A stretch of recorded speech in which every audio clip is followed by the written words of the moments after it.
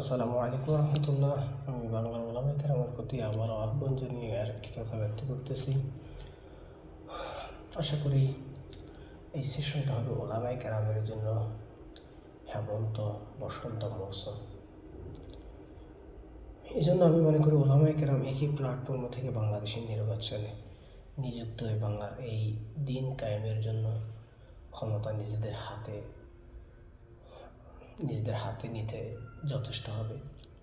আমি মনে করি ওলামায়ে কেরাম দলাদলি না করে দলে দলে ভাগ না হয়ে একই প্ল্যাটফর্মে এসে দিন কায়েমের উদ্দেশ্যে বাংলাদেশে একই প্ল্যাটফর্ম থেকে নির্বাচন করুক, যাতে বাংলাদেশের ক্ষমতা কোনো চাঁদাবাজ, জালিম, জুলুমবাজ, নির্যাতনকারীদের হাতে না পৌঁছায়।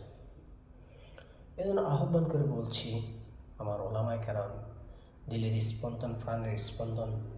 আমি আলেম না, তারপরও আলেমদের মহব্বতে এই কথাগুলো বলতেছি।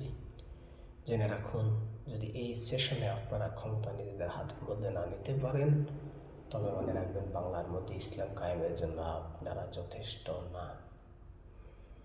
কারণ আল্লাহ আপনাদেরকে যথেষ্ট সুযোগ দিচ্ছে এই সেশনে। যদি আপনারা একত্রিত না হতে পারেন, আপনারা নিজেও জানেন যে জাতি একত্রিত হতে পারে না, সে জাতি কখনো বিজয় হতে পারে না।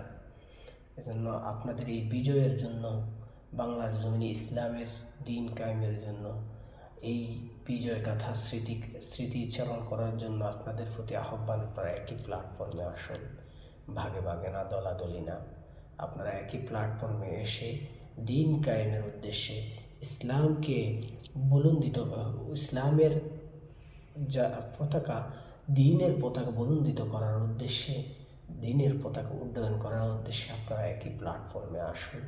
দিন প্রতিষ্ঠা করুন। জালিমদের হাত থেকে ইসলাম রক্ষা পাবে, জাতি রক্ষা পাবে, বন্দির ইজ্জত রক্ষা পাবে, ব্যবসায়িকরা চাঁদাবাজি থেকে রক্ষা পাবে।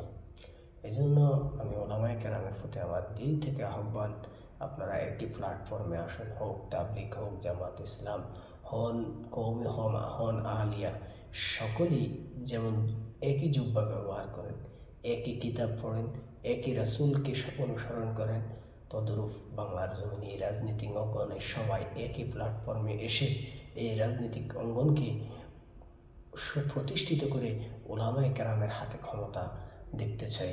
এজন্য আপনাদের প্রতি আহ্বান, আপনারা একই প্ল্যাটফর্মে এসে দিন কায়েম করুন। যদি আপনারা একই প্ল্যাটফর্মে না আসতে পারেন, এই ক্ষমতা আপনাদের হাতে এই সেশনে না নিতে পারেন, তাহলে মনে রাখবেন আপনারা এই বাংলার জমিনে ইসলাম কায়েমের জন্য যোগ্য না, যথেষ্ট না। আর ভবিষ্যতে আপনাদের চেয়ে লাঞ্ছিত আর কোনো জাতি